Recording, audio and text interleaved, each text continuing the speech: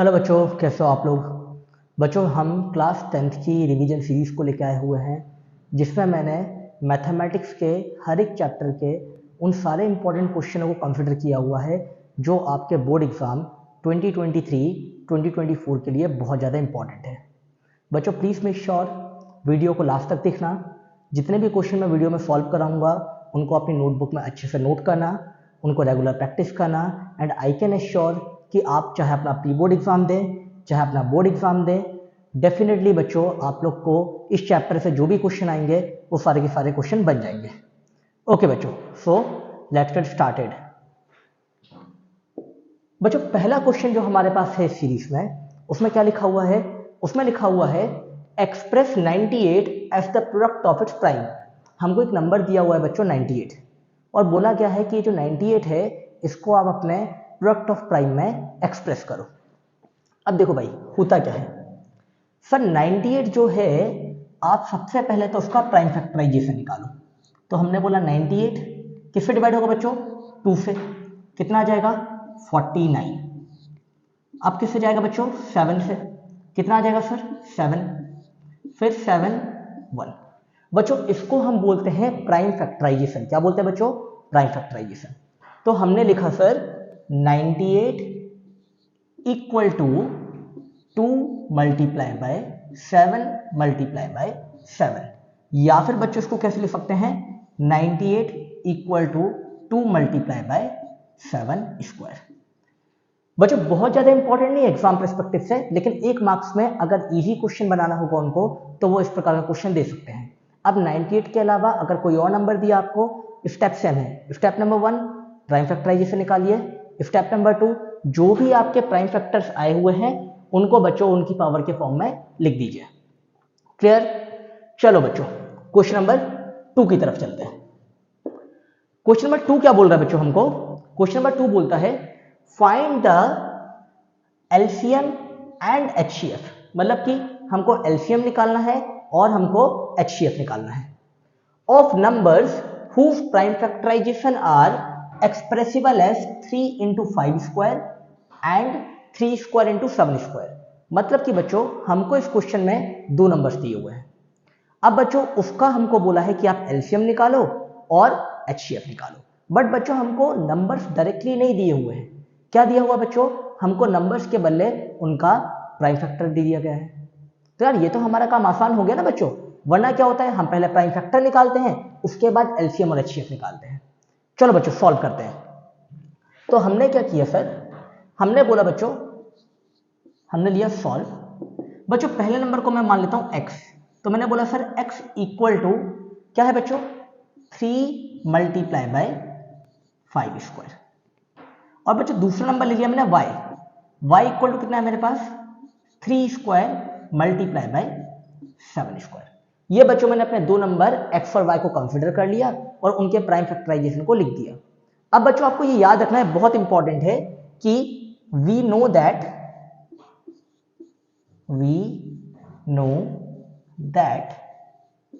क्या बच्चों कि जो एलसीएम होता है ना sir, LCM is equal to होता है ऑल फैक्टर हाईएस्ट पावर। क्या होता है बच्चों?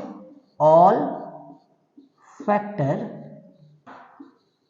और ब्रैकेट में बच्चों हाईएस्ट पावर। ठीक है ना बच्चों? तो अब अपन क्या करने वाले हैं? एलसीएम निकालने वाले हैं। तो एलसीएम की जगह पे मैं यहां पे लिख देता हूं बच्चों साइड में। तो बच्चों जो एलसीएम आएगा ऑल फैक्टर्स, बच्चों सारे फैक्टर। तो बच्चों फैक्टर क्या दिख रहा है मुझे? 3 दिख रहा है, 5 दिख रहा है और 7 दिख रहा है।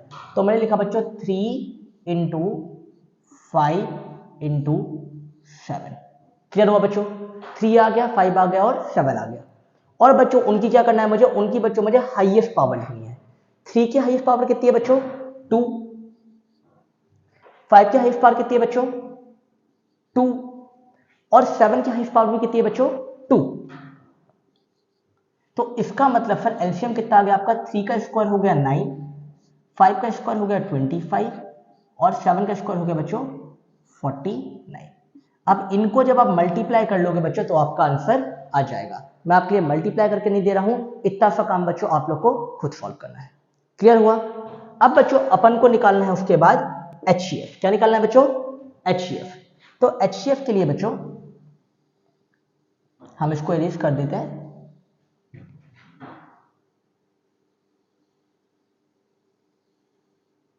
ठीक है बच्चों, HCF के लिए क्या होता है? HCF is equal to common factor. क्या लेते हैं बच्चों इसमें? Common factor. अब देखो बच्चों, वहां पे लेते थे ऑल फैक्टर, यहां पे लेंगे कॉमन फैक्टर, और वहां पे लेते थे हाईएस्ट पावर, यहां पे क्या लेंगे बच्चों? Lowest power. Common factor, lowest power. चलो बच्चों वापस से इसी डिब्बे में सॉल्व करता हूं। देखो तो HCF इक्वल टू क्या आ जाएगा बच्चों मेरा? HCF इक्वल टू, जल्दी से बच्चों मुझे यहां पे देख के बताओ, x और y के फैक्टर में कॉमन क्या दिख रहा है? सर ऊपर भी 3, नीचे भी 3। ये आ गया बच्चों आपका 3। Very good. अब क्या बोला बच्चों उसके बाद? 5 यहां पे है लेकिन 5 नीचे नहीं है, और 7 यहां पे है लेकिन 7 ऊपर नहीं है, तो कॉमन फैक्टर क्या आएगा आपका? 3। अब बच्चों देखो, कॉमन फैक्टर तो हो गया, अब हमको क्या चाहिए इसमें? हमको चाहिए लोएस्ट पावर। तो कॉमन फैक्टर की सर लोएस्ट पावर, यहां पे 3 की पावर है 1 और यहां पे 3 की पावर है 2, तो इसका बना HCF आ जाएगा 3 के ऊपर 1 की power. It means that HCF equal to आ जाएगा बच्चों 3। क्लियर हुआ सारे बच्चों को? तो याद रखना है बच्चों, LCM is equal to all factor highest power, HCF is equal to common factor lowest power. Okay बच्चों, चलो अब अपन चलते हैं अगले क्वेश्चन की तरफ। बच्चों क्वेश्चन नंबर 3 में हमको क्या बोला हुआ है? क्वेश्चन नंबर 3 बोलता है find the LCM of 96 and 360। मतलब कि बच्चों हमको यहाँ पे दो नंबर दिए हैं, पहला नंबर 96 और दूसरा number 360, by using fundamental theorem of arithmetic. अब बच्चों फंडामेंटल थ्योरम ऑफ अरिथमेटिक आपने पढ़ के आए हो कि फंडामेंटल थ्योरम ऑफ अरिथमेटिक में आप क्या करते हो? प्राइम फैक्टराइजेशन निकालते हो, and verify that LCM into HCF is equal to product of two numbers। मतलब कि बच्चों इस क्वेश्चन को हमको 3 स्टेप में सॉल्व करना है। पहला, दोनों नंबरों का प्राइम फैक्टराइजेशन निकालना है। दूसरा, आपको LCM निकालना है और HCF निकालना है। और तीसरा काम, जो LCM और HCF आ जाएगा उसको बच्चों आपको वेरीफाई करना है कि LCM into HCF is equal to product of two numbers। चलिए बच्चों इसको सॉल्व करते हैं। मैं क्या करता हूं बच्चों, एक नया पेज ले लेता हूं यहां से, तो मैंने इंसर्ट किया, एक पेज ले लिया। ओके बच्चों, पहला नंबर क्या था मेरा? पहला नंबर था बच्चों यहाँ पे 96, तो बच्चों मैंने यहाँ पे 96 लिया, ये बच्चों मेरा नंबर 96। अब बच्चों 96 का स्टेप नंबर 1 प्राइम फैक्टराइजेशन निकालो, तो मैं साइड में लिया, मैंने बोला सर 96 किससे जाएगा बच्चों? 2 से। कितना आ जाएगा? 48। फिर 2 से बच्चों कितना आ जाएगा? 24। फिर 2 से कितना आ जाएगा बच्चों? 12। फिर 2 से कितना आ जाएगा बच्चों? जल्दी बताओ। 6। फिर 2 से 3। फिर 3 से 1। मतलब कि बच्चों जो मेरा 96 आया उसको मैं लिख सकता हूं 2 के ऊपर 1 2 3 4 5। सर 2 के ऊपर, इसको अपन ऊपर कर देते हैं बच्चों, 2 के ऊपर, चलो मैं इरेज करके लिख देता हूं बच्चों। मुझे मिला जो 96 मिला उसको मैंने लिख दिया 2 के ऊपर 5 की पावर मल्टीप्लाई बाय 3। क्लियर हुआ सारे बच्चों को? 2 के ऊपर 5 की पावर मल्टीप्लाई बाय 3। अब दूसरा नंबर क्या बच्चों मेरा? दूसरा नंबर सर जो मेरे पास है वो है 360। तो बच्चों मैं इसको इरेज कर देता हूं इतने पोर्शन को। अब बच्चों मैं क्या करूंगा, मैं लिखूंगा यहां पे 360। वापस से बच्चों सेम काम, 360 बच्चों किससे डिवाइड हो गई 360? सर 2 से। कितना आ जाएगा? 180। फिर 2 से कितना आ जाएगा बच्चों? 90। फिर 2 से कितना आ जाएगा बच्चों? 45। फिर बच्चों किससे जाएगा ये? 3 से कितना आ जाएगा? 15। फिर बच्चों 3 से कितना आ जाएगा? 5। फिर 5 से। तो बच्चों 360 को हम क्या लिखेंगे? 360 को लिखेंगे सर 2 के ऊपर कितनी पावर बच्चों? 1 2 3। 2 के ऊपर 3 की पावर मल्टीप्लाई बाय 3 के ऊपर 2 की पावर मल्टीप्लाई बाय 5। समझे क्या मेरी बात? Step number 1 complete, prime factorisation हो गया। अब बच्चों देखो वही कहानी जो अभी सीखे थे, वी नो दैट सर हमको पता है, हमको पता है, क्या पता है बच्चों? अभी अभी सोनू सर ने बताया, LCM is equal to all factor highest power. तो we know that LCM is equal to all factor, ये बच्चों इसको मैं इरेज कर देता हूं। हाँ, LCM is equal to all factor highest power. अरे वाह यार, तुम लोग तो एकदम होशियार बच्चे। LCM is equal to all factor highest power. चलो भाई बताओ मुझे कौन कौन से फैक्टर आ गए? मैंने बोला सर 2 आ गया, ठीक है सर। और कौन आ गया? 3 आ गया, ठीक है। 2 आ गया, 3 आ गया, 2 आ गया, 3 आ गया। और कौन आ गया बच्चों? 5 आ गया।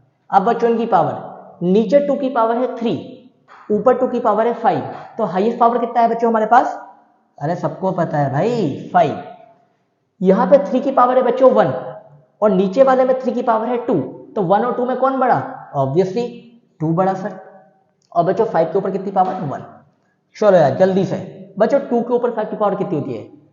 2 1 जा 2, 2 2 जा 4, 4 2 जा 8, 8 2 जा 16, 16 2 जा 32। प्लीज यार बच्चों ये मत बोलना कि आपको 2 के ऊपर 5 की पावर निकालते नहीं आती।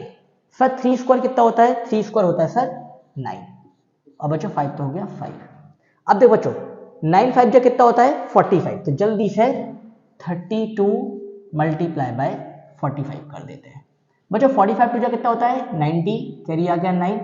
45 3 जा कितना होता है बच्चों? 43 या 120, 135, 135 और 9 कितना हो गया बच्चों? 144। चलो भाई, तो सर मैं समझ गया कि मेरा जो एलसीएम आया वो कितना आ गया? 1440। बच्चों एलसीएम आ गया 1440। अगर वहां से कट गया होगा बच्चों, मैं यहां पे लिख देता हूं, मेरा एलसीएम आ गया सर 1440। समझे क्या मेरी बात बच्चों? एलसीएम आ गया 1440। अब क्या निकालना है? एचसीएफ। एक नया पेज ले लेते हैं बच्चों अपन। अब बच्चों मुझे पता है कि सर जो एचसीएफ होता है वो होता है बच्चों हमारा कॉमन फैक्टर। क्या होता है बच्चों? Common factor. और कौन सी पावर बच्चों? हाईएस्ट की लोएस्ट? अरे सबको पता है भाई, common factor lowest power. Very good. चलो बच्चों वापस आते हैं। सर कॉमन फैक्टर क्या दिख रहा है? कॉमन फैक्टर बच्चों यहाँ पे 2 है और 2 है। मैंने बोला बिल्कुल सर। तो कॉमन फैक्टर में बच्चों 2 आ गया। और क्या दिखा बच्चों? ऊपर भी 3, नीचे भी 3। बच्चों ये 3 आ गया। अब बच्चों पावर देखते हैं। 2 के ऊपर कितनी पावर बच्चों? 5, और नीचे कितनी पावर? 3। तो लोएस्ट पावर कितनी हो जाएगी? 3। तो बच्चों 2 के ऊपर 3 की पावर, 3 के ऊपर पावर है बच्चों 1, और नीचे पावर कितनी है बच्चों? 2। तो ऑब्वियसली लोएस्ट पावर आ जाएगी बच्चों 1। 2 के ऊपर 3 की पावर 8 मल्टीप्लाई बाय 3 कितना आ गया बच्चों? 24। ये बच्चों इतना मेरा काम हुआ, मतलब स्टेप नंबर 2 कंप्लीट। एलसीएम भी निकाल दिया, एचसीएफ भी निकाल दिया। अब बच्चों हमको वेरीफाई करना है LCM into HCF is equal to product of 2 numbers. तो हमने बोला बच्चों नाउ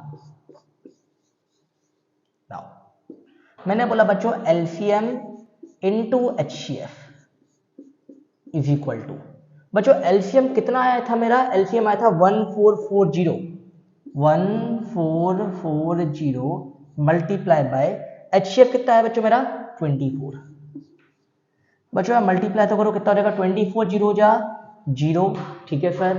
24 4 जा 96, 24 80 96, कैरी आ गई बच्चों 9। 24 4 जा 96 प्लस 9 105 510। 24 बन जाओ 24 और 10 30। बच्चों मेरा आ रहा है 34560। अगर कैलकुलेशन एरर हो बच्चों, मल्टीप्लाई सबको करते आता है, आप लोग खुद से करिएगा। इसको बच्चों मैंने दे दिया इक्वेशन नंबर 1। अब क्या करूंगा बच्चों? मैंने बोला बच्चों प्रोडक्ट ऑफ नंबर्स। क्या बोला बच्चों? प्रोडक्ट ऑफ नंबर्स, ठीक है। नंबर्स क्या थे बच्चों मेरे? मैं तो भूल गया भाई। नंबर थे 96 और 360। तो बच्चों 96 मल्टीप्लाई बाय 360। अब बच्चों करके देख लेते हैं जल्दी से। 360 मल्टीप्लाई बाय 96, 0 6 6 जा 36, कैरी आई 3, 6 3 18 और 3 21, 9 0 जा 0, 9 6 जा 54, कैरी आ गई 5, 9 3 27 और 5 32, 0, 6, 4 और 1 5, 2 और 2 4, 3। कितना आ रहा है बच्चों? ये आया मेरा 3 4 5 6 0। Give it as equation number 2। अब बच्चों from 1 and 2, from equation 1 and 2। बच्चों पहली इक्वेशन क्या बोलती है? पहली इक्वेशन बोलती है एलसीएम इंटू एचसीएफ है 3 4 5 6 0 के बराबर। ठीक है सर। बच्चों दूसरी इक्वेशन क्या बोलती है? प्रोडक्ट ऑफ नंबर है 3 4 5 6 0 के बराबर। ठीक है सर। तो बच्चों पहली और दूसरी से क्या मिला? LCM into HCF is equal to product of two numbers. समझे क्या बच्चों मेरी बात को? तो स्टेप नंबर 1 प्राइम फैक्टराइजेशन निकालना, स्टेप नंबर 2 एलसीएम निकालना, एचसीएफ निकालना, स्टेप नंबर 3 वेरीफाई करना। क्लियर हो सबको? चलो बच्चों अगले क्वेश्चन की तरफ पढ़ते हैं। अगला क्वेश्चन क्या बोलता है बच्चों हमारा? अगला क्वेश्चन बोलता है sir HCF and LCM of two number is 9 and 459 respectively. बच्चों बोल रहा है क्वेश्चन कि एचसीएफ और एलसीएम 9 और 459 है। मतलब कि सर, मतलब कि अगर बच्चों मैं यहीं पे लिख दूं आपके लिए, तो एचसीएफ दिया हुआ है मुझे 9 और एलसीएम दिया हुआ है बच्चों मुझे 459। ठीक है बच्चों, समझना आप। रिस्पेक्टिवली वर्ड का मतलब है जो पहले आया है उसका पहले वाला नंबर, जो बाद में लिखा गया है उसका बाद वाला नंबर। तो मतलब कि सर एचसीएफ दिया है 9 और एलसीएम दिया है 459। If one of the number is 27, तो बच्चों मैंने लिखा फर्स्ट नंबर बच्चों मैंने बोला 27, और बच्चों मैंने बोला let second number is equal to x. पहला नंबर बच्चों मेरा है 27 और दूसरे नंबर को मैंने मान लिया x। अब बच्चों सॉल्व करने के लिए मैं क्या करता हूं, एक पेज ले लेता हूं बच्चों। तो मैंने बोला बच्चों वी नो दैट, हमको सब पता है। पता है कि नहीं पता? जल्दी बताओ। हाँ जी सर, क्या पता है बच्चों? अभी अभी प्रूफ किया है कि LCM into HCF is equal to product of two numbers. सीखे कि नहीं सीखे? अभी एक क्वेश्चन पहले सीखे बच्चों। क्या पता है हमको कि LCM into HCF is equal to product of two numbers. LCM कितना दिया हुआ था बच्चों हमको क्वेश्चन में? एलसीएम सर हमको दिया हुआ था 459 और एचसीएफ दिया हुआ था 9। तो बच्चों 459 मल्टीप्लाई बाय 9, पहला नंबर कितना दिया बच्चों हमको 27 और दूसरा नंबर दिया हुआ x। इंप्लाइज दैट बच्चों x इज इक्वल टू कितना आ जाएगा 459 मल्टीप्लाई बाय 9 अपॉन 27। अब देखो बच्चों हम हैं होशियार बच्चे। कौन है हम? होशियार बच्चे। होशियार बच्चे ये मल्टीप्लाई नहीं करेंगे, वो ट्राई करेंगे कैलकुलेशन को छोटा करने के लिए कैंसिलिंग करें। तो क्या बच्चों 9 1 जा और 9 3 जा कैंसिल आउट हो जाएगा? बिल्कुल हो जाएगा सर। और यहाँ पे 3 1 जा और इसको उड़ा दो बच्चों, तो 45 आ गया बच्चों 15 और ये आ गया 3। मतलब कि बच्चों आपका जो सेकंड नंबर आ गया वो कितना आ गया 153। बच्चों इस क्वेश्चन को इंपॉर्टेंट मार्क करो, 2 नंबर के लिए ये बहुत ज्यादा इंपॉर्टेंट क्वेश्चन है। एटलीस्ट एक नंबर में तो डेफिनेटली आना चाहिए। चलो बच्चों अगले क्वेश्चन पे चलते हैं। अगला क्वेश्चन क्या बोलता है? Complete the following factor tree and find the composite number x and y। बोला है बच्चों हमको कि ये फैक्टर ट्री को कंप्लीट करो और x और y की वैल्यू निकालो। अब ना बच्चों बहुत सारा बच्चा बहुत कंफ्यूज होता है इस चीज में, लेकिन मैं आपको एक सिंपल ट्रिक बताता हूँ। सिंपल ट्रिक क्या होती है बच्चों? जो ऊपर वाला है वो है पेरेंट। कौन है बच्चों? वो पेरेंट। और जो नीचे वाले 2 हैं बच्चों ब्रांचेस, वो है उनके बच्चे। और जब दोनों बच्चों को मल्टीप्लाई करेंगे अपन तो क्या बनेगा? पेरेंट बनेगा। तो मतलब कि बच्चों सिंपल सा है, जो x इज इक्वल टू है sir, x is equal to हो जाएगा 3 मल्टीप्लाई बाय 195। ये दोनों का मल्टीप्लाई बच्चों x दे देगा। ठीक है सर। तो x इज इक्वल टू कितना मिल जाएगा बच्चों, 200 600 कितना हो जाएगा बच्चों, if I am not wrong it will come out to be 585, 3 5 15, 325 28, बिल्कुल सही बात है बच्चों। सिमिलरली मतलब बच्चों इसी प्रकार से। अब बच्चों देखो पेरेंट कौन है y और उसके बच्चे कौन है 5 और 13, तो y इज इक्वल टू 5, अरे सर बच्चों y इज इक्वल टू क्या हो जाएगा बच्चों, y is equal to 5 multiply by 13, तो सर यहां से y is equal to 5 multiply by 13 कितना हो जाएगा बच्चों 65। समझे क्या। अब बच्चों कोई सा भी क्वेश्चन आ जाएगा आपको याद रखना है ऊपर वाला पेरेंट नीचे वाले बच्चे, पेरेंट को कर देंगे मल्टीप्लाई तो क्या मिल जाएगा बच्चों, हाँ पेरेंट को नहीं बच्चों को कर देंगे मल्टीप्लाई, ब्रांचेस को कर देंगे मल्टीप्लाई, तो ऊपर वाला पेरेंट मिल जाएगा। क्लियर। चलो बच्चों अगले क्वेश्चन की तरफ चलते हैं। अगला क्वेश्चन क्या बोलता है, एक्सप्लेन वाई ये खतरनाक सा number is a composite number. बच्चों एनसीईआरटी में इस टाइप का क्वेश्चन दिया हुआ है, आपको ये प्रूफ करना है कि ये कंपोजिट नंबर है। अब थक गया हूं, पहले समझते हैं बच्चों कि कंपोजिट नंबर होता क्या है। पहले जरा खुद से पूछो क्या आपको पता है कंपोजिट नंबर क्या होता है। ठीक है पूछ लिया।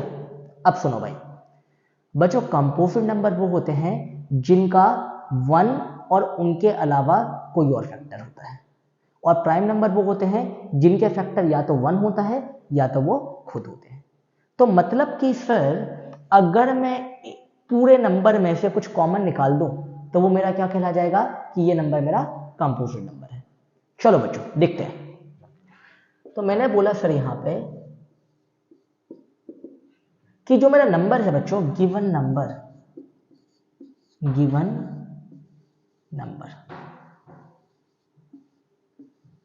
इफ क्या नंबर है बच्चों मेरा, मैं लिख देता हूं यहां पे नीचे 17 multiply by 5 multiply bye 11 multiply by 3 plus 2 multiply bye 11। यार देखो बच्चों अपन आ चुके हैं 10th क्लास में, और अब हमको ये पता होना चाहिए कि जब प्लस साइन आ जाता है तो प्लस के पहले वाला होता है आपका एक नंबर मतलब एक टर्म, और दूसरा वाला हो जाता है बच्चों दूसरा टर्म। तो बच्चों ये हो गया आपका पहला टर्म और ये हो गया आपका दूसरा टर्म। अब जरा बताओ बच्चों क्या पहले और दूसरे टर्म में आपको कुछ कॉमन नजर आता है। अरे बोलो भाई कुछ कॉमन नजर आ रहा है क्या, मुझे तो आ रहा है। क्या आ रहा है सर कॉमन नजर आ रहा है बच्चों 11, तो मैंने 11 निकाल दिया बच्चों कॉमन, तो क्या आ गया 17 multiply by 5 multiply bye 3 plus 2। अब आप लिखोगे since 11 is the factor, since 11 is the factor therefore number is composite, number is composite मतलब फिर 11 हमारा फैक्टर है तो नंबर क्या हो जाएगा बच्चों कंपोजिट नंबर। समझे क्या। कोई भी क्वेश्चन आ जाए बच्चों बस आपको क्या करना है, आपको सिर्फ कॉमन ढूंढना है। आपने एक बार कॉमन ढूंढ दिया मतलब आपका काम खत्म। चलो भाई बढ़ते हैं अपन अगले क्वेश्चन की तरफ। क्वेश्चन नंबर 7 क्या बोलता है बच्चों, क्वेश्चन नंबर 7 बोलता है check whether 4n can end with digit 0 for any natural number n। बच्चों सच्ची बता रहा हूं पहली बार जब ये क्वेश्चन आया था ना मेरी लाइफ में मुझे लगा बहुत खतरनाक होगा, बट बाद में रियलाइज हुआ कि यार इससे इजी क्वेश्चन तो कोई है नहीं। अब जरा कॉन्सेप्ट समझते हैं बच्चों। मुझे बोला है कि आपको ये चेक करके बताना है कि 4 के ऊपर n की पावर क्या 0 से एंड हो सकता है। अब खुद सोचो बच्चों सबसे छोटा नंबर जिसके आखिरी में 0 आता है कौन है बच्चों 10 है कि नहीं है। अब 10 का अगर आप प्राइम फैक्टराइजेशन निकालोगे बच्चों क्या आ जाएगा 2 मल्टीप्लाई बाय 5। कोई और नंबर सोचो जिसके आखिरी में 0 आ जाए। मैंने बोला 20, क्या आ जाएगा बच्चों 2 मल्टीप्लाई बाय 2 मल्टीप्लाई बाय 5। आएगा कि नहीं आएगा। मतलब कि सर मैं ये समझ चुका हूं कि अगर किसी भी नंबर को 0 से एंड होना है, किसी भी नंबर को 0 से एंड होना है तो उसके प्राइम फैक्टराइजेशन में 2 और 5 दोनों आने चाहिए। समझे क्या मेरी बात। अगर 2 अकेला है तो भी 0 से एंड नहीं होगा, 5 अकेला है तो भी 0 से एंड नहीं होगा। अगर 2 और 5 दोनों हैं तब जाके वो 0 से एंड होगा। क्लियर हुआ। चलो करते हैं सॉल्व। तो बच्चों मैंने लिखा यहां पे 4 raised power n is equal to 4 को बच्चों क्या मैं 2 multiply by 2 raised power n लिख सकता हूं? बिल्कुल लिख सकते हो सर। अब देखना बच्चों, मैं लिख रहा हूं बहुत खतरनाक language. We know that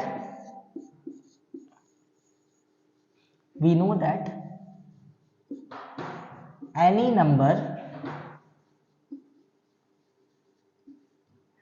ending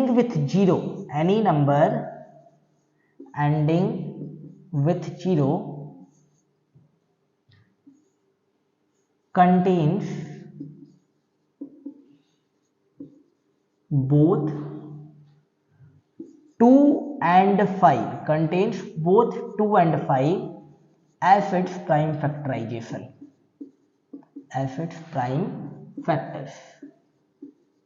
तो बच्चों हमने क्या लिखा कि सर हमको पता है कि कोई भी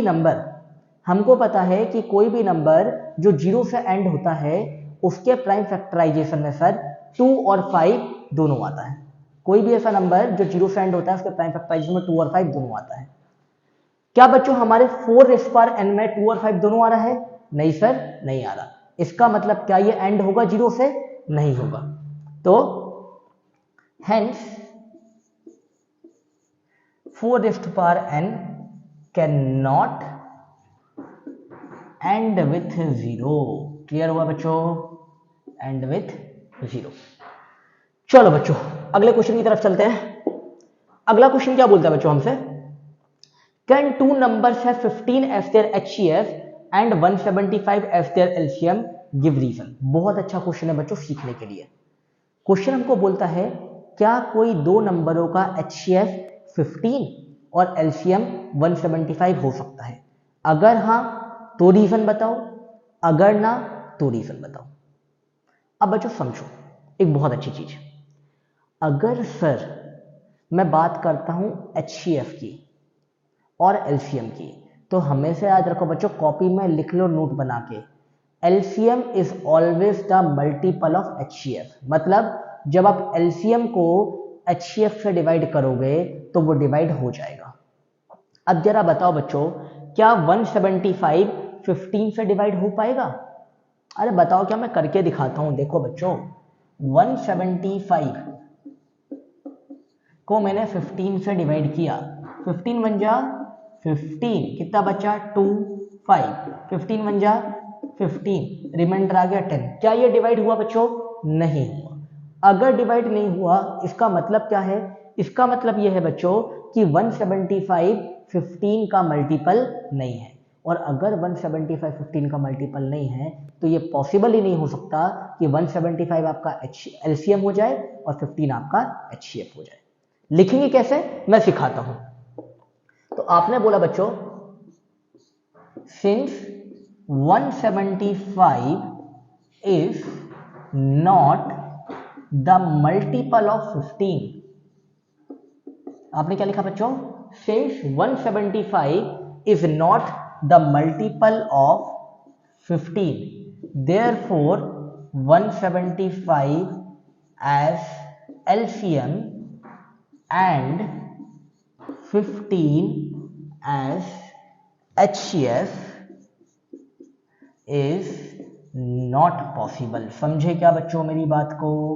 अगर बाय चांस सर 175 के बदले 150 होता तो 150 15 से डिवाइड होता है क्या? हाँ जी सर बिल्कुल होता है। तो आप लिखते यस। चलो बच्चों आगे देखते हैं। Proof that root 5 is irrational. बच्चों कॉपी उठाओ, उसमें लिख लो very very very IMP। I am 99.99% sure कि ये एग्जाम में आएगा। अभी तक आप हाफ ईयरली दे चुके हो, अभी तक आप अपना साथ प्री बोर्ड भी दे चुके होंगे, और आपने बच्चों इन क्वेश्चनों को आते देखा होगा। मैं ये नहीं बोला रूट 5 आएगा, रूट 5 के बदले रूट 3 आ सकता है, रूट 2 आ सकता है, रूट 7 आ सकता है। करने का तरीका सिर्फ बच्चों ये क्वेश्चन इस चैप्टर का द मोस्ट इंपॉर्टेंट क्वेश्चन है। अब देखो बच्चों मैं जैसे प्रूफ कराऊंगा उसको बढ़िया तरीके से समझना और उसको फिर प्रूफ करना। समझे क्या मेरी बात? चलो करते हैं बच्चों। इसके लिए तो बच्चों अपन को पेज लेना पड़ेगा। चलो भाई पेज लेते हैं। अब सीखना बच्चों प्लीज। मैंने लिखा सॉल्व। बच्चों बड़ा सॉल्यूशन जाएगा तो मैं एक पेज में लिखूंगा, आप उसको नोट डाउन करना, फिर मैं दूसरे पेज को लूंगा, आप उसको फिर से नोट डाउन करना, मेरे साथ साथ करते चलना, ठीक है। अब देखो बच्चों स्टार्ट किया हमने कैसे, let us assume to the contrary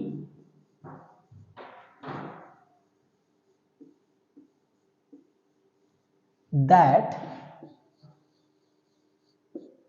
√5 is rational. मैंने बच्चों क्या लिखा, मैंने बोला थोड़ी देर के लिए मान लेते हैं कि √5 क्या है बच्चों, रैशनल है। तो इसका मतलब क्या हुआ sir, implies that √5 is equal to a upon b। जो √5 होगा सर वो a अपॉन b के फॉर्म में एक्सप्रेस हो जाएगा। Bracket where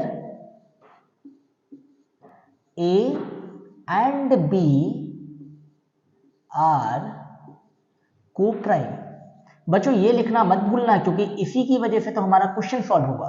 where a and b are coprime and b is not equal to 0। मतलब कि मैंने बोला सर a और b को प्राइम है, को प्राइम का मतलब उनका कोई भी कॉमन फैक्टर नहीं है, और b is not equal to 0 क्योंकि बच्चों अगर डिनोमिनेटर 0 होता है तो आपका फ्रैक्शन नॉट डिफाइन हो जाता है, ठीक है।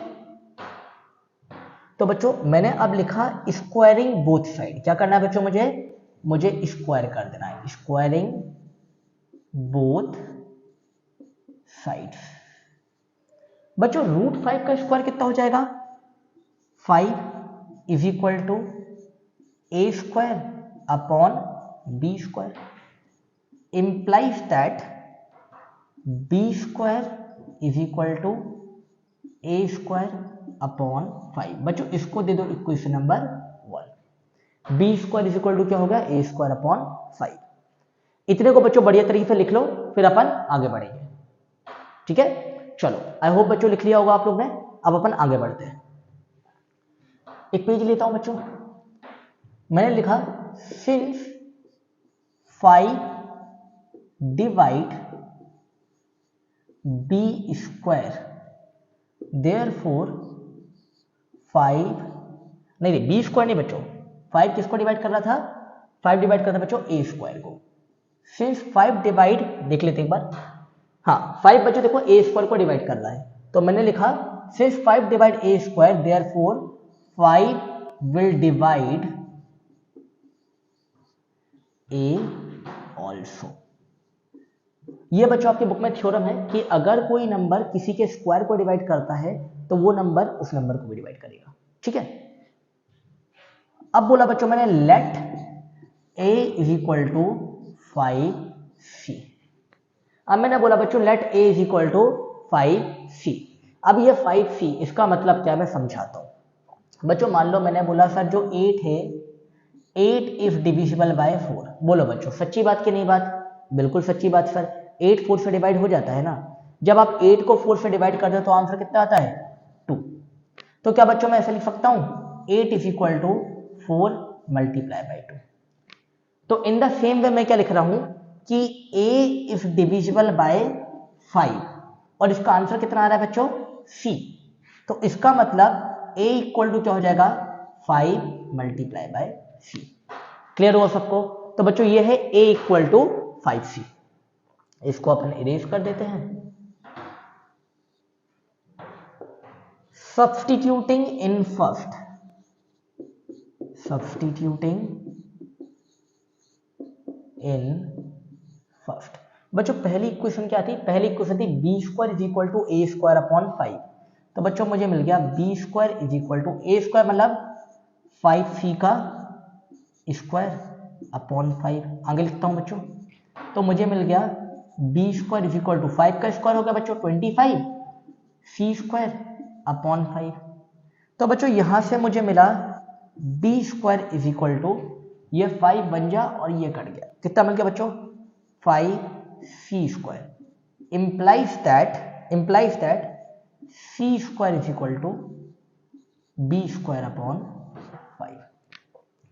अब देखो बच्चों, मैंने क्या किया, मैंने बच्चों a इक्वल टू 5 से पुट करके सॉल्व किया और मुझे लास्ट में क्या मिला कि c square is equal to b square upon 5। तो क्या बच्चों हम देख सकते हैं कि जो 5 है वो बी स्क्वायर को भी डिवाइड कर रहा है, और अगर 5 बी स्क्वायर को डिवाइड कर रहा है तो 5 बी को भी डिवाइड करेगा। तो मैंने एक और पेज लिया, मैंने क्या बोला, since 5 divide b square therefore 5 will divide b also। अब देखो बच्चों, बहुत मजेदार चीज, इतना टाइम लेके इसलिए पढ़ा रहा हूं इस क्वेश्चन को, क्वेश्चन इंपॉर्टेंट है। अब बच्चों मैंने क्या प्रूफ किया कि 5 a को भी डिवाइड कर रहा है और 5 b को भी डिवाइड कर रहा है। अगर 5 a और b दोनों को डिवाइड कर रहा है तो क्या बच्चों 5 a और b का कॉमन फैक्टर हुआ, और अगर सर 5 a और b दोनों का कॉमन फैक्टर हुआ तो इसका मतलब सर a और b जो हमने को प्राइम माने थे वो को प्राइम तो है ही नहीं, और अगर सर वो को प्राइम नहीं है तो हमने जो स्टार्टिंग में बात मानी थी कि a और b को प्राइम है वो बात झूठी साबित हो गई। अब ये बात जो झूठी साबित हुई वो क्यों हुई, क्योंकि सर हमने जो इनिशियल अजम्पशन लिया था ना कि हमारा √5 क्या है, रैशनल है, वो अजम्पशन ही गलत था, हेंस √5 रैशनल नहीं है, क्या है बच्चों, इर्रेशनल। अब बच्चों जितनी भी बात मैंने आपको बोली उसको अपन को बढ़िया तरीके से एग्जामिनर को लिख के दिखाना है। कैसे लिखेंगे सिखाता हूं। देखो बच्चों, तो मैंने बोला as we can notice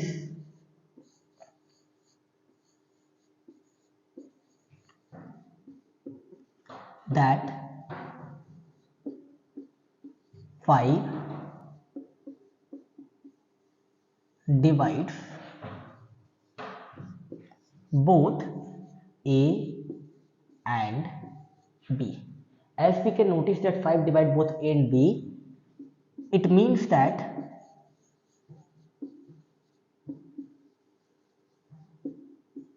5 is the common factor of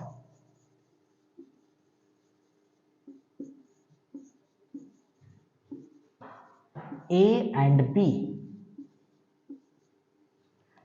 but this contradicts the fact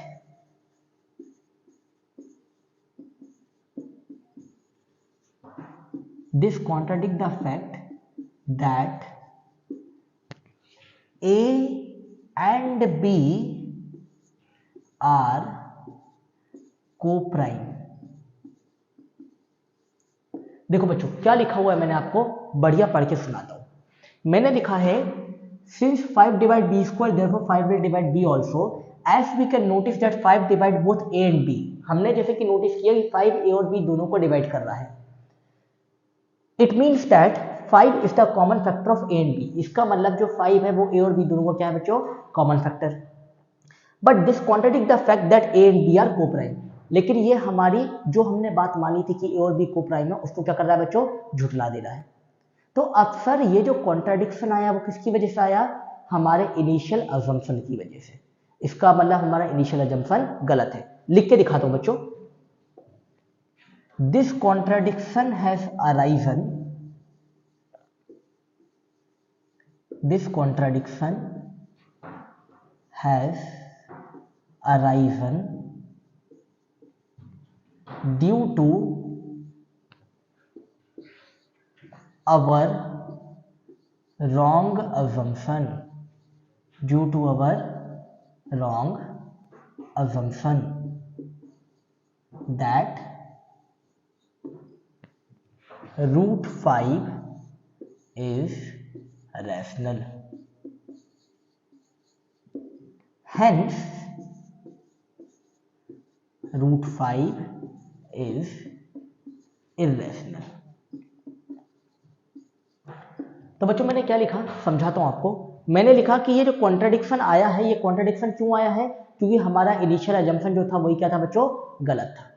और अगर हमारा इनिशियल अजम्पशन गलत था तो √5 रैशनल नहीं है, और अगर √5 रैशनल नहीं है तो √5 क्या बच्चों, इरैशनल। बच्चों बहुत इंपॉर्टेंट क्वेश्चन है, जैसा मैंने लिखाया वैसा करोगे, आई कैन बेट पूरे के पूरे बच्चों 3 में से 3 नंबर मिलने वाले हैं। फिर से रिवाइज करते हैं, कहां से स्टार्ट हुआ था, हाँ यहां से स्टार्ट हुआ था बच्चों। क्या लिखा अपन ने, let us assume to the contrary that root 5 is rational.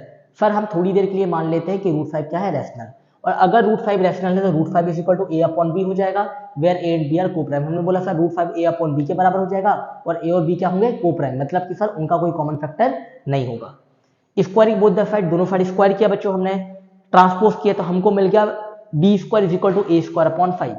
थोड़ा सा आगे गए तो हमने देखा कि 5 जो है वो ए स्क्वायर को डिवाइड कर रहा है, और अगर 5 ए स्क्वायर को डिवाइड कर रहा है तो 5 ए को भी डिवाइड करेगा।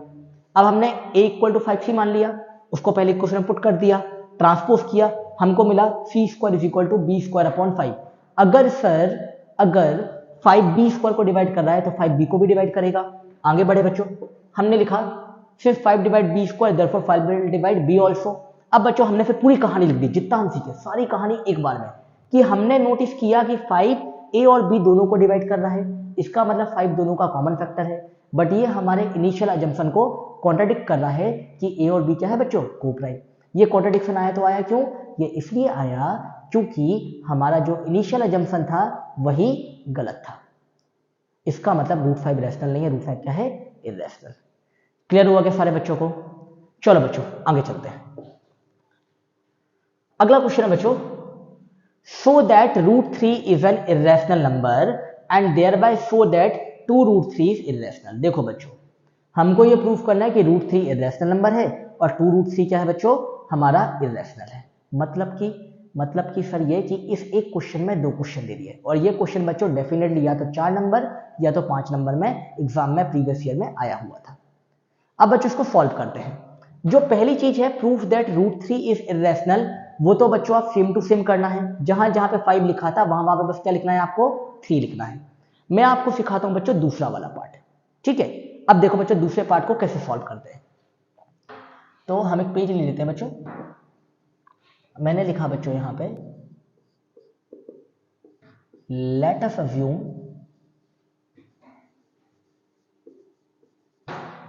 To the contrary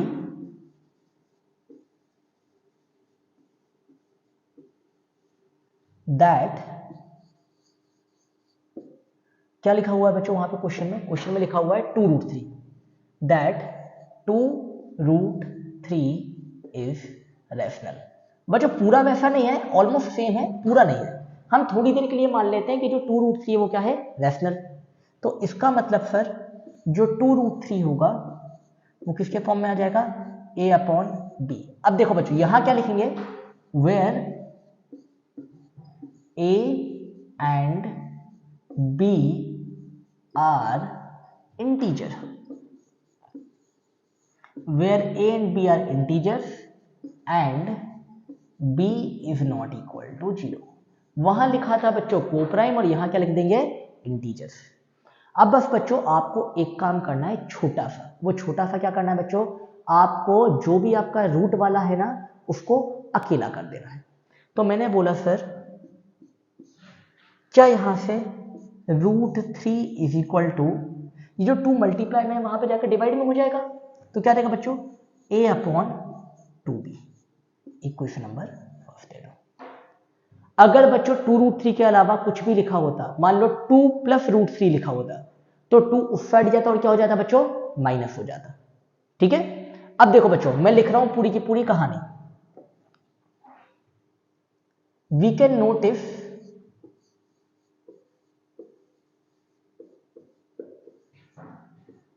that RHS of the above equation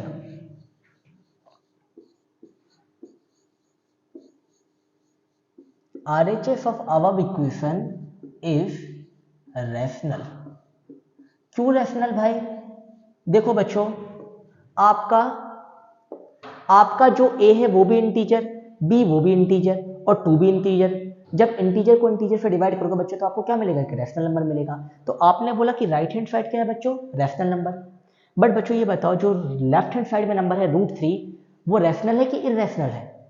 obviously अभी प्रूफ करके आए थे, क्या है बच्चों, इररैशनल।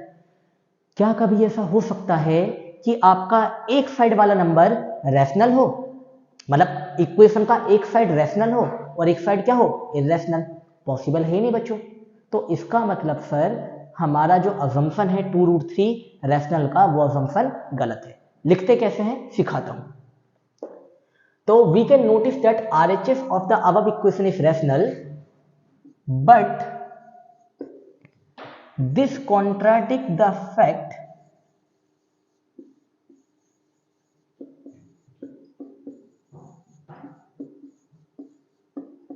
that √3 is irrational। तो हमने बोला सर राइट हैंड साइड वाला रैशनल दिखा रहा है, लेकिन ये √3 irrational है, इसको गलत साबित कर रहा है। अब this contradiction has arisen, this contradiction has arisen due to our wrong assumption, due to our wrong assumption that 2√3 is rational, hence 2√3 is irrational। बच्चों ये है क्वेश्चन थ्योरेटिकल। इतनी प्यारी लैंग्वेज लिखो ना कि एग्जामिनर चेक करते हैं बिल्कुल खुश हो जाए, उसको लगे नहीं यार बच्चा मेहनत करके आया है, बच्चा बढ़िया पढ़ा लिखा है। क्लियर हो सबको? चलो तो देखो बच्चों एक बार पढ़ो इसको अच्छे से। क्या लिखा है? We can notice that RHS of the above equation is rational. जो पहली इक्वेशन लिखी हुई है बच्चों पर, ये वाली इक्वेशन, इसका राइट हैंड साइड क्या है बच्चों? रैशनल, लेकिन लेफ्ट हैंड साइड क्या है? इररेशनल। तो ये कॉन्ट्रडिक्शन क्यों आ रहा है? क्योंकि हमारा जो अजम्पशन है वही क्या है बच्चों? गलत। अगर हमारा अजम्पशन गलत है, इसका मतलब जो 2√3 को हमने रैशनल माना हुआ था वो क्या है बच्चों? इररेशनल। चलो इसको नोट डाउन कर लेना बच्चों एक बार अच्छे तरीके से। अब हम चलते हैं बच्चों अगले क्वेश्चन की तरफ। अगला क्वेश्चन क्या है सर हमारा? हाँ जी भाई देखो, इस चैप्टर से वर्ड प्रॉब्लम तो इंपॉर्टेंट है। क्यों? क्योंकि सर यूक्लिड डिवीजन लेमा ये तो हमारे सिलेबस से कट गया है, तो वर्ड प्रॉब्लम तो आनी बनती है। बच्चों वर्ड प्रॉब्लम की एक आपको बहुत अच्छी ट्रिक बताता हूँ, 99% क्वेश्चनों में लगती है। ट्रिक क्या है? जहां पे भी आपको लीस्ट, मिनिमम, लोएस्ट, स्मॉलेस्ट ऐसा कुछ भी दिख जाए, लीस्ट, मिनिमम, लोएस्ट, स्मॉलेस्ट ऐसा कुछ भी दिख जाए बच्चों, आपको समझ जाना है कि आपको क्या निकालना है। आपको बच्चों वहां पे एलसीएम निकालना है। जहां पे भी आपको मैक्सिमम, हाईएस्ट, लार्जेस्ट ऐसे वर्ड दिख जाए बच्चों, आप समझ जाना कि आपको क्या निकालना है? एचसीएफ निकालना है। समझे क्या? चलो बच्चों क्वेश्चन सॉल्व करते हैं। क्वेश्चन में क्या बोला? 3 बेल्स, 3 घंटियां हैं बच्चों, toll eight interval 9, 12 and 15 minutes respectively. मतलब बच्चों हमारे पास 3 घंटियां हैं। पहली घंटी 9 मिनट के अंतराल में बजती है, दूसरी वाली घंटी 12 मिनट के अंतराल में बजती है, और तीसरी वाली घंटी 15 मिनट के अंतराल में बजती है। If they start tolling together, अगर मैं तीनों घंटियों को एक बार में साथ में बजा दूं तो अगली बार वो कब साथ में बजेंगे? अब देखो बच्चों, ना तो इसमें लिखा है लीस्ट, ना तो इसमें लिखा है मिनिमम, ना तो लिखा है मैक्सिमम, तो कैसे पता चलेगा? पता चलेगा बच्चों कॉमन सेंस से। एक बात बताओ, मैंने आपको बोला कि बच्चा एक काम कर, ये 3 घंटियां हैं, एक 9 मिनट बाद बजेगी, एक 12 मिनट बाद और एक 15 मिनट बाद, ठीक है?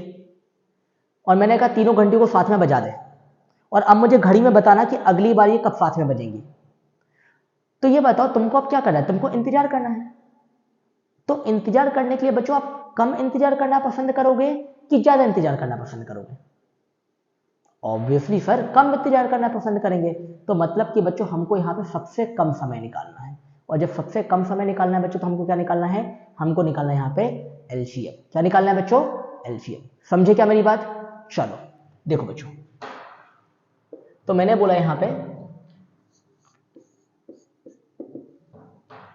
Interval of first bell is equal to 9 minute. Same तरीके से interval of second bell is equal to 12 minute, और इसी प्रकार से interval of third bell is equal to 15 minute. Done. इतनी बात समझ आई। पेज लेता हूं बच्चों एक, तो लिखना आप they will toll together again at the time which is their LCM, which is their LCM। तो यहां पे एग्जामिनर समझ जाएगा कि आपको इस चीज का कॉन्सेप्ट आता है। अब आपने क्या बोला बच्चों, 9 को आपने लिख दिया बच्चों 3 स्क्वायर, 12 को बच्चों आपने लिख दिया 2 स्क्वायर मल्टीप्लाई बाय 3। सर ये क्या लिख रहे हो, ये क्या लिख रहे हो, कैसे लिख रहे हो? अरे भाई सिखाया हुआ है, पहले के सारे क्वेश्चन में सिखाया ना एलसीएम एचसीएफ कैसे निकालते हैं। अब बार बार थोड़ा सेम चीज करेंगे। अब क्या बच्चों, तीसरा वाला टाइम क्या था? तीसरा वाला टाइम था बच्चों हमारा 15 मिनट, 15 3 मल्टीप्लाई बाय 5। तो बच्चों जो एलसीएम आ जाएगा, एलसीएम मतलब ऑल फैक्टर, ऑल फैक्टर मतलब 2 भी आने दो, 3 भी आने दो और 5 भी आने दो। 2 के ऊपर हाईएस्ट पावर 2, 3 के ऊपर हाईएस्ट पावर 2 और 5 के ऊपर हाईएस्ट पावर 1। तो बच्चों मेरा जो एलसीएम आया, यहां लिख देता हूं, मेरा जो एलसीएम आया वो कितना आया बच्चों? 2 स्क्वायर कितना हो गया 4, 3 स्क्वायर कितना हो गया 9 और 5, तो 5 4 या 20, 29 या 180। तो बच्चों आप लिख दोगे therefore they will toll again together after 180 minutes या फिर आफ्टर 3 आवर्स। समझे क्या? जब भी बच्चों आपको 3 घंटियां बजने का, ट्रैफिक लाइट के सिग्नल का, आपके एनसीईआरटी में क्वेश्चन है कि वो 3 बच्चे बच्चों या 2 बच्चे साइकिल चलाते हैं सर्कुलर ट्रैक में, अगली बार वो कब मिलेंगे, जब भी ऐसा कोई क्वेश्चन आता है आपको समझ जाना है कि आपको एलसीएम फाइंड करना है। चलो भाई अगला question. The length, breadth and height of a room are 8 meter 50 centimeter, 6 meter 25 centimeter and 4 meter 75 centimeter respectively। बच्चों हमको लेंथ दी हुई है, लेंथ क्या दी हुई है बच्चों? 8 मीटर 50 सेंटीमीटर। अरे भाई बच्चों लेंथ दी हुई है 8 मीटर 50 सेंटीमीटर, ब्रेथ दी हुई है 6 मीटर 25 सेंटीमीटर और बच्चों हमको हाइट दी हुई है 4 मीटर 75 सेंटीमीटर। लेंथ, ब्रेथ और हाइट बच्चों हमको दी हुई है, ठीक है। फाइंड द लेंथ ऑफ, ये मिल गया बच्चों मुझे गोल्डन वर्ड, क्या लिखा हुआ है वहां पे? लॉन्गेस्ट। और सोनू सर ने क्या सिखाया? सोनू सर ने सिखाया जहां भी लॉन्गेस्ट, मैक्सिमम, लार्जेस्ट ऐसे वर्ड दिख जाए वहां पे क्या फाइंड करना है बच्चों? एलसीएम की एचसीएफ, एचसीएफ क्या फाइंड करना है बच्चों? एचसीएफ। तो find the longest rod that can measure the dimension of the room exactly. मतलब कि बच्चों आपको यहाँ पे एचसीएफ फाइंड करना है, लेंथ, ब्रेथ और हाइट का, और आपका आंसर आ जाएगा। चलो भाई करके दिखा दो।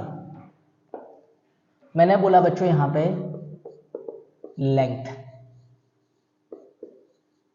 ऑफ रूम, क्या लेंथ दी है बच्चों? 8 मीटर 50 सेंटीमीटर, 8 मीटर 50 सेंटीमीटर। अब देखो बच्चों जब मीटर और सेंटीमीटर दोनों में दिया हुआ है ना, होशियार बनो, यूनिट को सेम कर दो, या तो सबको मीटर में चेंज कर दो या तो सबको सेंटीमीटर में।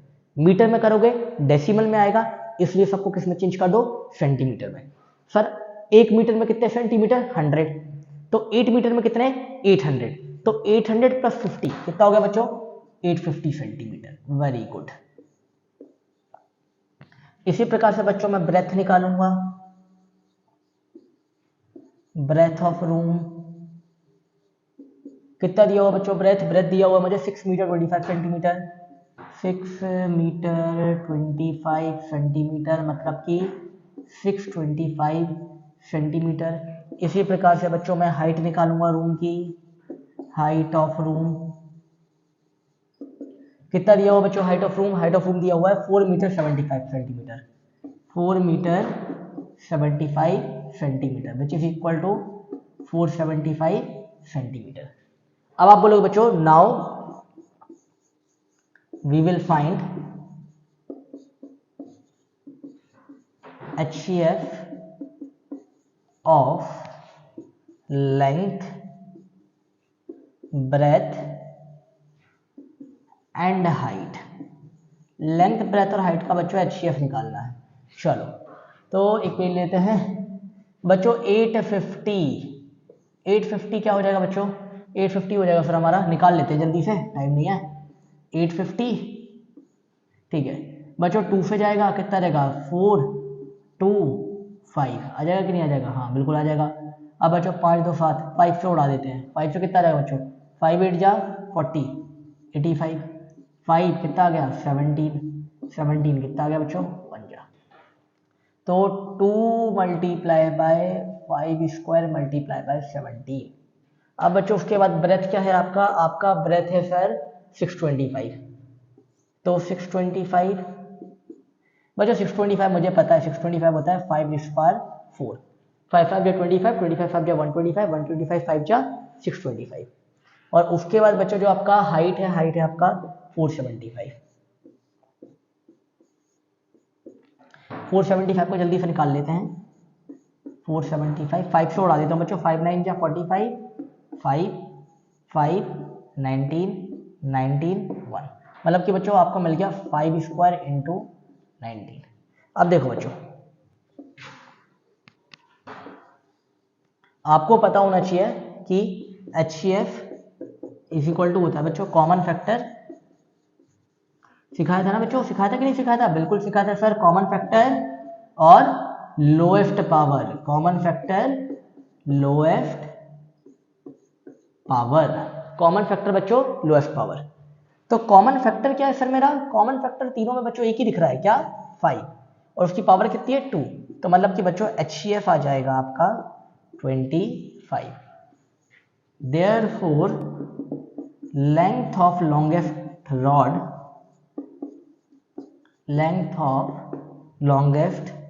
rod is 25 सेंटीमीटर, मतलब 25 सेंटीमीटर की जो रॉड आएगी ना बच्चों, वो लेंथ ब्रेथ और हाइट तीनों को बढ़िया तरीके से मेजर कर देगी। समझे? अगेन द ट्रिक इज, अगर आपको मैक्सिमम लॉन्गेस्ट हाईएस्ट ऐसे वर्ड दिखेंगे बच्चों, आप क्या निकालोगे HCF। बस बच्चों एक क्वेश्चन और बचा है शायद, चलो करते हैं बच्चों, एकदम बम क्वेश्चन। क्या था क्वेश्चन बच्चों, बम, मजेदार क्वेश्चन है ये वाला। क्वेश्चन अगर एग्जाम में आएगा कम से कम 50% बच्चा गलती करने वाला है। क्वेश्चन पढ़ो समझो और सीखो बच्चों, बहुत मजेदार क्वेश्चन है, समझते हैं। क्या बोला, there are 104 student in class 10th, 96 student in class 9th, मतलब कि बच्चों क्लास 10th में 104 बच्चे हैं और क्लास 9th में 96 बच्चे हैं। In a house examination the student are to evenly seated in parallel rows, मतलब कि एक सर हाउस का एग्जामिनेशन है जहां पे बच्चों को पैरेलल रोज में बिठाना है। कहां बिठाना है बच्चों, पैरेलल रोज में, एक के बाद एक के बाद एक के बाद आपकी रो से, इस टाइप से बच्चों, ये पहली रो, ये दूसरी रो, ये तीसरी रो, इस प्रकार से बच्चों पैरेलल रोज में बिठाना है। Such that no two adjacent rows are of same class, मतलब अगर ये 10th की है तो ये किसकी होनी चाहिए 9th की, फिर ये 10th की है तो ये किसकी होनी चाहिए 9th की। समझे कि नहीं समझे बच्चों, एक 10th की दूसरी 9th की, एक 10th की दूसरी 9th की, इस प्रकार से। अब बच्चों पहले लिखा हुआ है find the maximum number of parallel rose of each class for the fitting arrangement. आपको बच्चों मैक्सिमम नंबर ऑफ पैरेलल रोज निकालनी है हर एक क्लास की। तो बच्चों मैक्सिमम नंबर ऑफ पैरेलल रोज कैसे निकालोगे सर, मैक्सिमम वर्ड देख के ही मैं समझ गया कि मुझे यहाँ पे क्या निकालना है बच्चों, मुझे यहाँ पे निकालना है बच्चों HCF। बच्चों HCF आप निकाल लेना 104 और 96, 104 और 96 का जो HCF आता है बच्चों वो कितना आता है आपका 8, कितना आता है बच्चों 8, करेक्ट, 8 8 8 8 8 8 बन जाए 8 13, बिल्कुल बच्चों 8 आता है, बिल्कुल 8 आता है। उसके बाद also find the number of student of class 9th and class 10th इन अ रो। अब बच्चों देखो आपको पता चल गया कि क्लास 10th की भी 8 रो हैं और क्लास 9th की भी 8 रो हैं, तो आपको ये बताना कि एक रो में कितना बच्चा बैठेगा। कॉमन सेंस बच्चों, टोटल बच्चा कितना है 104, तो एक रो में कितना बच्चा बैठेगा बच्चों 104 को आप 8 से डिवाइड कर दो। मैं करके दिखा देता हूं। तो आपने बोला बच्चों यहाँ पे सेकंड पार्ट के लिए टोटल स्टूडेंट, बच्चों बी पार्ट करा रहा हूं, एक खुद कर लेना। Total student in class 10th is equal to 104, number of rows कितनी है बच्चों 8, देयरफॉर नंबर ऑफ स्टूडेंट हमारे बच्चे इन वन रो। कितना आ जाएगा बच्चों? 104 बच्चे 8 रो, उड़ा दो। कितना आ जाएगा बच्चों? 8 1 8 13। एक रो में बच्चों कितने बच्चे बैठेंगे? 13 बच्चे। किस क्लास के? 10th के। Similarly number of student of class 9th। कितना हो जाएगा बच्चों? कितने बच्चे थे? 96। रो कितनी है बच्चों? 8। कितना आंसर आ जाएगा आपका? 12। मतलब कि बच्चों एक रो में 10th क्लास का बैठा करेगा 13 बच्चा और 9th क्लास का बैठा करेगा 12 बच्चा। क्लियर हो गया? चलो लास्ट पार्ट क्या बोलता है बच्चों? What is the objective of the school administration behind such arrangement? मतलब कि जो स्कूल का एडमिनिस्ट्रेशन है उसका क्या ऑब्जेक्टिव है? तो ऑब्वियसली बच्चों ये क्वेश्चन है वैल्यू बेस्ड, तो आप क्या लिखोगे? The objective of the school administration behind such arrangement is to conduct the fair examination. मतलब स्कूल वाले चाहते हैं कि जो बच्चे लोग हैं आप जैसे प्यारे प्यारे वो बच्चे लोग एग्जाम में चीटिंग ना कर पाए। समझे क्या मेरी बात?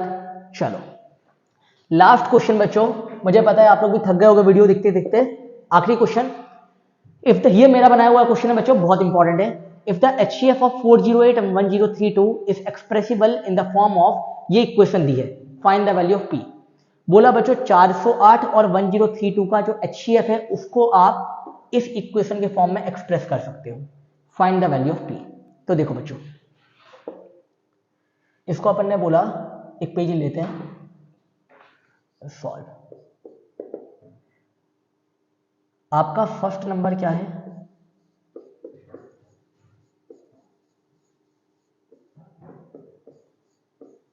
(408) और दूसरा नंबर क्या है बच्चों? 1032। सेकंड नंबर जो है सर हमारा वो है बच्चों 1032। देयरफॉर बच्चों पहले HCF निकाल देते हैं। 4032 को 408 को कैसे लिख सकता हूं? 408 2 से कितना गया बच्चों? 204। 2 से कितना गया? 102। 2 से कितना गया? 51। 3 से कितना गया? 17। 17 से कितना गया बच्चों? 1। मतलब कि बच्चों ये आ गया 2 के ऊपर 3 की पावर इंटू 3 इंटू 17। सिमिलरली 1032 को सॉल्व करने के लिए बच्चों सेम तरीके से सेम काम क्या करेंगे? 1032 2 से उड़ा दे बच्चों, कितना आ जाएगा? 516। फिर 2 से उड़ा देते बच्चों, कितना आ जाएगा? 211 58। फिर 2 से उड़ा देते बच्चों, कितना आ जाएगा? 1 2 और कितना आ जाएगा बच्चों? 2 1 2 2 4 129। फिर 3 से कितना आ जाएगा बच्चों? 4 3 और फिर बच्चों 43। कितना आ जाएगा? 1। मतलब कि बच्चों 2 के ऊपर 3 की पावर इंटू 3 इंटू 43। तो बच्चों HCF मतलब कॉमन फैक्टर। कॉमन फैक्टर क्या है? 2 और 3। लोएस्ट पावर 2 के ऊपर 3 की पावर, 3 के ऊपर 1 की पावर। तो HCF बच्चों मेरा आ गया 2 के ऊपर 3 की पावर 8 8 3 बच्चों कितना आ गया? 24। अब देखो बच्चों क्वेश्चन में क्या बोला? जो HCF है, क्वेश्चन में बोला है मुझे, मैं यहाँ लिख देता हूँ, जो HCF है उसको एक्सप्रेस कर रहे हैं 1032 multiply by 2 plus 408 multiply by P। समझना बच्चों क्वेश्चन बहुत ट्रिकी था, बहुत ट्रिकी। बोल रहे कि HCF को अगर आप इस इक्वेशन के फॉर्म में एक्सप्रेस करोगे, तो हमने बोला पहले HCF निकाल लेते हैं। आपने HCF निकाला, कितना है बच्चों? 24। ये कितना है बच्चों? 2 2 जा 4 2 3 जा 6 2 0 प्लस 408 P। तो बच्चों यहाँ से P इक्वल टू कितना आ जाएगा? ये 2064 यहाँ पे आके माइनस में आ जाएगा, तो कितना आ जाएगा बच्चों? -2040 अपॉन 408। तो बच्चों P इक्वल टू आ जाएगा -5। ओके चलो बच्चों, तो that's the end of the video. तो बच्चों आई मेड श्योर कि मैंने इस वीडियो में वो सारे इंपॉर्टेंट क्वेश्चन को कंसिडर किया हुआ है जो भी आपके एग्जाम के लिए इंपॉर्टेंट है। प्लीज़ बच्चों अगर आपको लगे कि ये वीडियो इंपॉर्टेंट लगा है, क्वेश्चन अच्छे हैं, आप इसको बढ़िया तरीके से प्रैक्टिस करिएगा। एक कॉपी बनाइए, अच्छी फेयर नोटबुक बनाइए, उनमें इस सारे क्वेश्चन को लिख लीजिए, रेगुलरली इनको पढ़ के रिवाइज करिए। I am pretty much sure कि एग्जामिनेशन में जब आप चैप्टर नंबर 1 के क्वेश्चन देखेंगे, इन्हीं में से क्वेश्चन आए होंगे। वैल्यूज चेंज हो सकती हैं, कॉन्सेप्ट चेंज नहीं होगा। इफ इन केस अगर आपको वीडियो अच्छा लगा हो, please give me some motivation, like, share and subscribe this video with your friends. Thanks a lot.